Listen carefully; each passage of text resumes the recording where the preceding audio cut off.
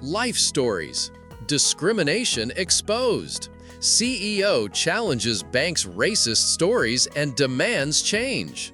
In the quiet suburban town of Marlow Heights, nestled just outside of Chicago, Lily Dawson had spent her life working to build a name for herself. As the CEO of Dawson Financial, she had defied the odds, growing a small financial advisory firm into a powerhouse that provided services to millions of clients across the country. Lily wasn't just any CEO, she was a self-made woman, proud of her roots in small-town Illinois and committed to helping people from all walks of life achieve financial security. She wasn't used to being underestimated. Growing up in a modest family, Lily had been determined to make something of herself. Her father, a high school teacher, and her mother, a nurse, had always taught her the value of hard work, integrity, and fairness. These values became the foundation of Dawson Financial, and as the years went by, Lily took pride in her company's reputation for being accessible, transparent, and, above all, fair. But like all successful businesses, there were whispers, rumors of customers being treated differently at certain branches, subtle accounts of discrimination. These weren't the kinds of stories that made headlines. There were no glaring incidents, no public outcries, but Lily knew better than to ignore these whispers. After all, she had spent years ensuring her company stood out from the rest, so it bothered her deeply to hear that the values she held dear might not be reflected in every corner of her business. For months, the thought had gnawed at her. Was Dawson Financial really living up to its commitment to fairness? Or was it, like so many other corporations, simply paying lip service to equality while turning a blind eye to the inequalities that still existed beneath the surface? Lily needed to know the truth. On a quiet Tuesday afternoon in the middle of winter, Lily decided to do something she had never done before. She decided to visit one of her own branches, not as the CEO, but as just another customer. The location she chose was a Dawson Financial branch in the heart of downtown Marlow Heights, a place she had personally signed off on just 5 years ago. It was one of the company's most successful branches, and Lily had even attended the grand opening, shaking hands with employees and posing for pictures. She had given a speech about how Dawson Financial was committed to giving back to the community and how trust was the foundation of good financial services. But now, Lily was walking through those same automatic doors in a simple jacket, jeans, and sneakers. No designer suit, no fancy accessories. She wasn't a CEO today, she was just another woman in need of banking services. As she entered the lobby, the scent of freshly printed paperwork and the sterile air from the HVAC system hit her. It was a cold, gray day outside, but the warmth of the building contrasted sharply with the chill in the air. There weren't many people around, just a couple of customers standing in line and one elderly man sitting by the door reading the local newspaper. Lily approached the counter, where a young woman, no older than 22, was busy arranging files. She barely looked up as Lily approached. "Good afternoon," Lily said, offering a friendly smile. The teller, whose name tag read Jenna, returned only a fleeting glance before shifting her attention back to the papers in front of her. There was no smile, no greeting, just a quick evaluation of Lily's appearance, as if assessing whether she was a legitimate customer. "Hi, I'd like to make a withdrawal," Lily said, trying to keep her tone casual. She knew something was off, but she chose to give Jenna the benefit of the doubt. Jenna barely responded. Without looking up, she slid a clipboard across the counter toward Lily. "Fill this out," she instructed in a monotone voice. Lily took the clipboard and began to fill it out. Nothing unusual, just the standard fields, name, account number, withdrawal amount. She wrote $3,000, a small amount by her standards, but enough to require ID verification. When she finished, she slid the clipboard back across the counter. Jenna glanced down at the form, then at Lily's ID, and then back at the form again. This time, there was a shift in her demeanor, a slight hesitation that immediately piqued Lily's curiosity. For a moment, Lily thought maybe she had misread the situation. But as the moment stretched into silence, she realized that it wasn't about the withdrawal or the paperwork. It was about her.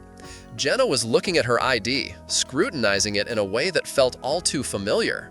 Lily could feel the judgment in the air. Jenna's fingers hovered over the keyboard, but she didn't immediately start processing the transaction. Instead, she slowly pushed Lily's ID back across the counter. "I'll be right back," she said, before turning and walking through a door marked Manager Only. Lily stood frozen, trying to maintain her composure. Her heart rate picked up as the minutes passed, and she could feel the weight of the silence in the lobby pressing down on her. She watched as other customers went about their business. One man in a suit was quickly processed, as if he hadn't even been questioned. Another woman, much older, was treated warmly by the teller at the next counter. Lily's patience was starting to wear thin. She had been in and out of banks all over the country, but never had she felt more scrutinized. Her ID, her account information, everything had been in order. What was happening? The door finally swung open, and Jenna reappeared, this time with someone else. A middle-aged man in a dark blue suit and rimless glasses. He was stocky, with a no-nonsense air about him.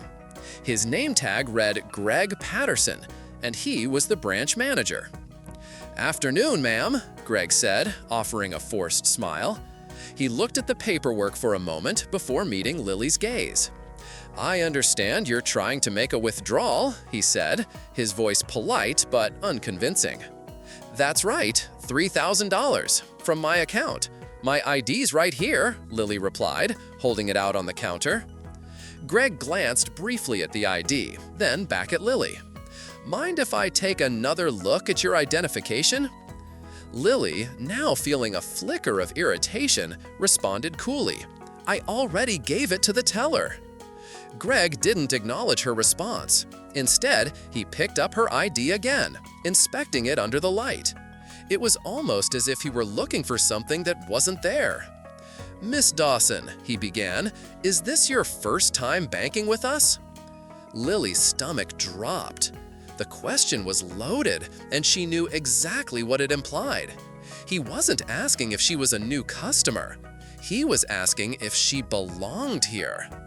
"I've been with this branch since the opening," Lily replied, her voice sharp now. Greg gave a slow nod, as if processing the information. "And you're withdrawing $3,000? "Yes," Lily replied, trying to maintain her composure, but her patience was running thin.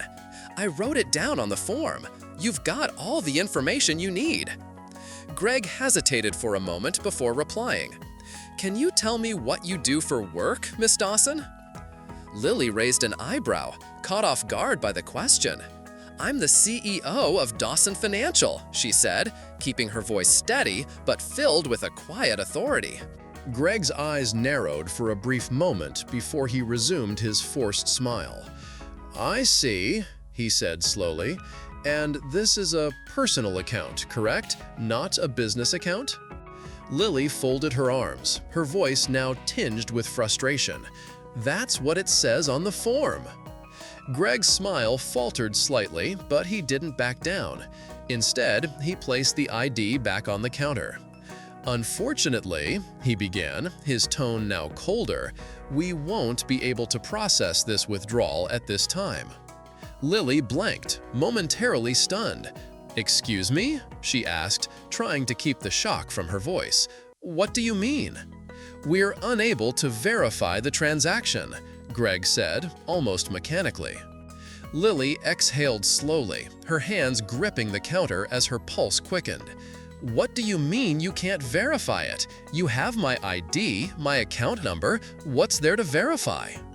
Greg's expression remained neutral.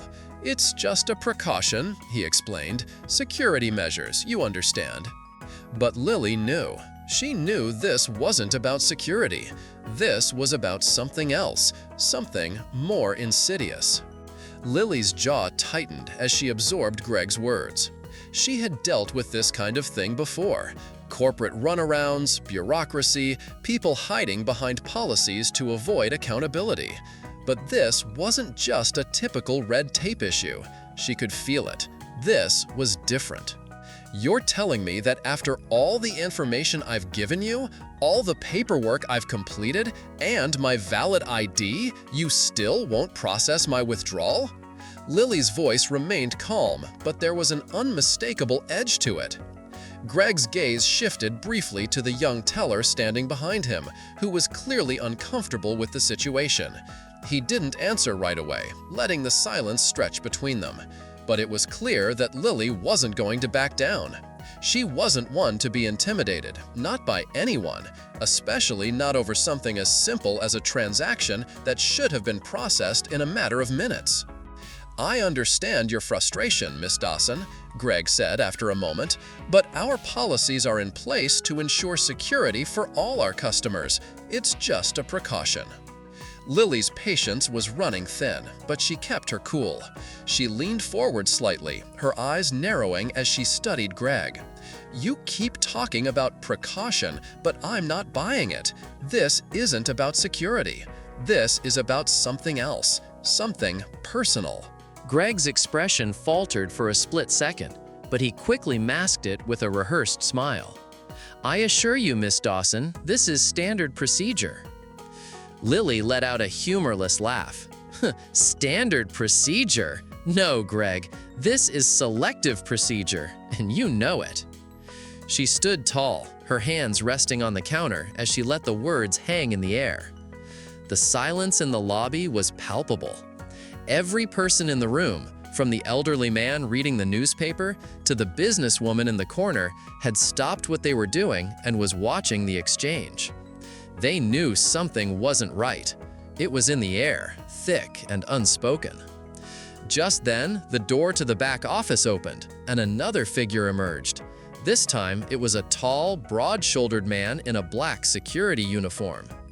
He stepped into the lobby, his boots echoing on the tile floor.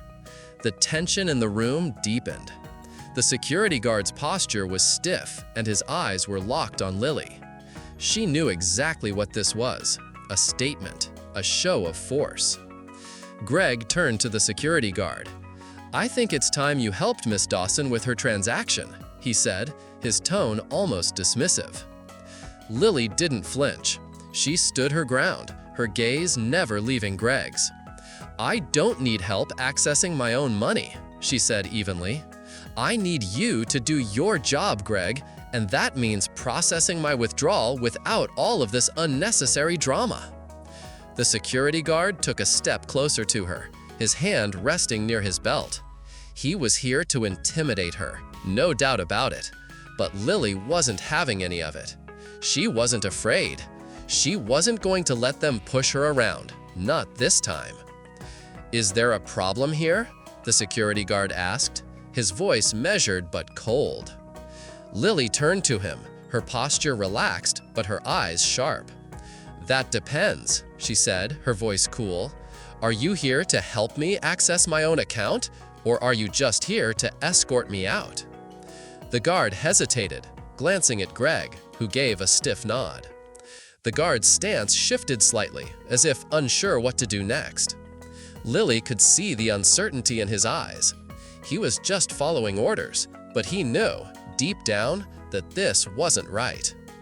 Greg cleared his throat. "Miss Dawson," he said, his voice attempting to remain composed, "if you'd like to return with additional documentation, we'll be happy to assist you, but at this time, we cannot process the transaction." Lily's eyes narrowed. "What additional documentation?" she asked, her voice steady but filled with disbelief. "You want me to bring a utility bill? A second form of ID for a withdrawal of $3,000 from my own account?" Greg didn't answer right away. He just stood there, avoiding her gaze. It was clear now. He had made up his mind about her the moment she walked through that door. She wasn't what he expected. She didn't fit the mold of the typical customer in his mind. And in that moment, Lily understood everything. This wasn't about banking policy. This was about bias. It was about assumptions based on her appearance, on how she looked, and how she didn't look like the kind of person Greg thought should be in his bank. She leaned in, her voice quieter but no less firm. "Let's be clear, Greg. If I were a man in a tailored suit, if I looked like what you think a CEO should look like, this would have been processed in 5 minutes, no questions asked. But because I don't fit your idea of who belongs here, I'm being treated like I don't deserve to be here." Greg's expression shifted, but only for a moment. He didn't apologize. He didn't show any sign of recognition that he had just made a huge mistake. Instead, he offered her the same forced smile. "I'm sorry you feel that way, Miss Dawson," he said, "but I assure you this is just standard procedure." Lily stood tall, the weight of the moment pressing down on her. She had been patient. She had tried to give them a chance to do the right thing. But now it was time to take control of the situation. She reached into her bag, pulling out her phone. "You know what?" she said, her voice steady. "I think I'll record this for posterity." The security guard's eyes widened slightly, and for the first time, Greg's smile faltered. He made a move as though to stop her, but Lily was already holding the phone up, pointing it at him. She made sure the camera was focused on his face, on the security guard standing beside him, and on the tension in the air. "I'm recording this," she said, her voice calm but firm. "I'm recording the fact that you're refusing to allow me access to my own money, despite providing valid identification, while other customers aren't being asked to provide anything extra." Greg's jaw tightened. He opened his mouth to speak, but Lily didn't give him the chance. "I'm also recording the fact that I've been made to feel like I don't belong here, that this bank, a bank I built from the ground up, is treating me like an outsider. And I'm recording the fact that, despite everything, you're still trying to avoid doing your job." Greg's face turned pale as Lily continued to speak, her words sharp and unyielding. The tension in the room was now unbearable. Every customer in the lobby, every employee, was watching, hearing, and feeling the weight of the moment. And then, just when Lily thought Greg couldn't make another mistake, he did the unthinkable. Without warning, Greg reached out and grabbed her ID from the counter, snatching it as if he had the authority to control the situation. But that was the final straw. Lily smiled, a slow, deliberate smile. "That's it," she said, her voice as calm as ever. "You've just made a huge mistake." Lily stepped back, her phone still recording. She let the silence hang in the air for a moment before speaking again. "Todd," she said, her voice cutting through the tension, "let me introduce myself properly." Greg's expression twitched. He hadn't expected this. Lily reached for her ID, plucking it from his grip with deliberate ease. She turned it over, tapping her finger on the name printed on it. "You see this?" she said, letting the words sink in. "This isn't just any customer's ID." She paused for a moment, letting Greg process what she was saying. Then, with perfect timing, she dropped the bombshell. "You're looking at the founder and CEO of Dawson Financial." The room fell into complete silence. The silence in the bank lobby was so thick, it felt like everyone was holding their breath. Greg's face went pale, and his lips parted slightly, but no words came out. The security guard, who had been standing rigidly by the door moments before, shifted uncomfortably on his feet. Even the teller, who had been quietly watching the entire interaction, flinched at the revelation. Lily stood tall, holding her ID firmly in her hand, as she let the weight of her words sink in. Her gaze never left Greg's face, watching as his carefully constructed facade crumbled before her. For the first time since she had walked into this branch, she felt in control. "I built this bank," Lily continued, her voice steady but filled with authority. "I made the decisions that led to this branch opening. I personally approved the budgets and the hiring that got you this job, Greg." The customers in the lobby were now watching the scene unfold with wide eyes. Some glanced nervously at each other, while others stared openly at the confrontation, unsure of how to react. For the first time in what felt like hours, Greg's posture softened, his professional veneer shattering in real time.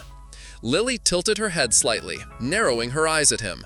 "And today, I walked in here as just another customer. No title, no expensive clothes, just a simple woman making a withdrawal.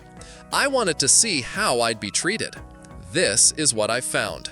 And now I'm going to make sure you understand exactly how far you've gone wrong." Greg opened his mouth again, but the words didn't come. He was paralyzed, not just by her words, but by the undeniable truth of what had happened. This was more than a mistake. It was a deliberate act of discrimination, and now he was facing the consequences. Lily reached into her bag and pulled out a business card.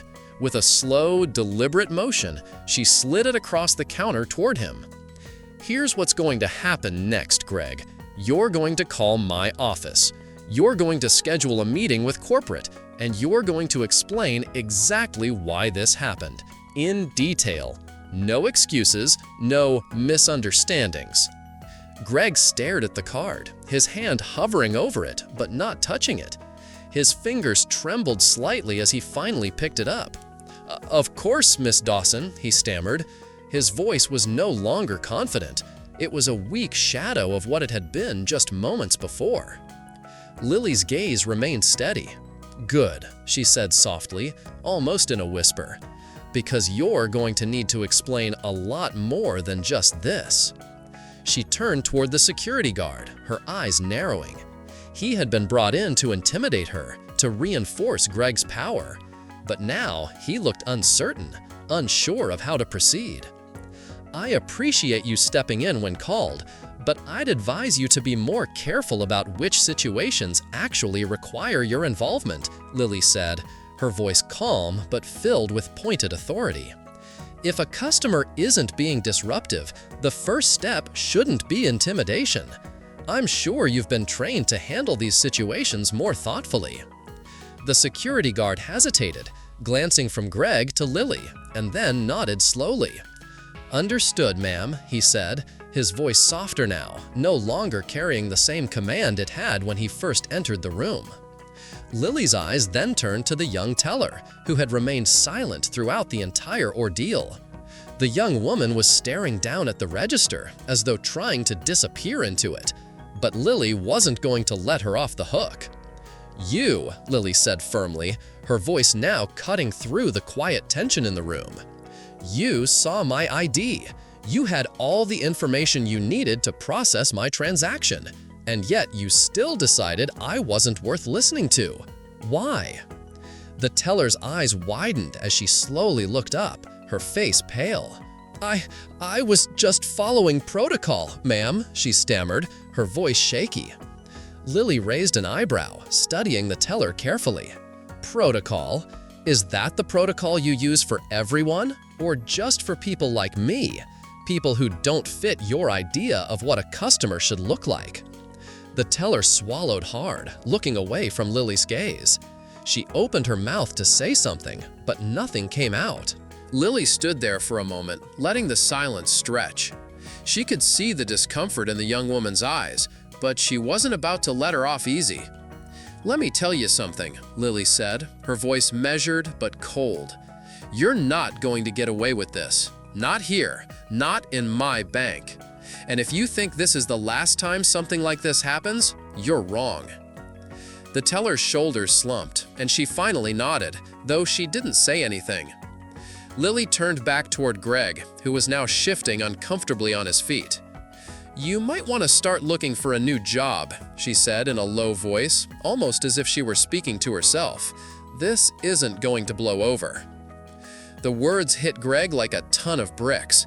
He looked like he had just been hit in the gut, and for the first time since this encounter began, he was speechless. His confidence was gone, and all that was left was a man who knew that his actions had led him down a path he couldn't undo. Lily reached for her phone again, tapping it a few times before turning the camera toward Greg. "Just so we have this on record," she said with a chilling calmness, "I'm going to make sure corporate knows everything that happened here today." Greg's face drained of color. His mouth opened and closed several times, but no words came out. Lily walked toward the exit, her heels clicking sharply against the floor. She turned back to the group one last time before stepping through the automatic doors. "I want to make one thing crystal clear," she said, her voice carrying to everyone in the room. "This is the last time something like this happens in my bank. I won't stand by while people are treated differently because of assumptions, bias, or ignorance. Real change doesn't happen because of words on a page. It happens because people refuse to accept the status quo. And today, I refuse to accept this." The door closed behind her with a soft whoosh, and the silence that followed felt suffocating. The next morning, Lily wasted no time. She had already scheduled an emergency meeting with her corporate leadership team.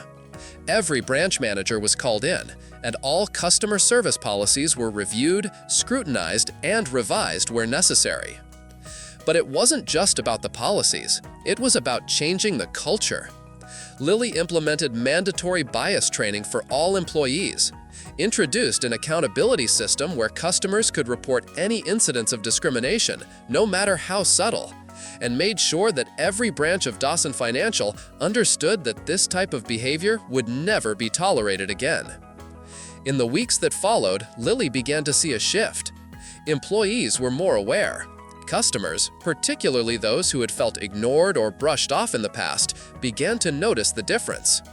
The lobby of the Marlow Heights branch had been filled with tension and uncertainty that day, but now there was a newfound sense of respect and understanding in the air. Lily never forgot that day. It was a reminder that real change doesn't happen because someone tells you it's time.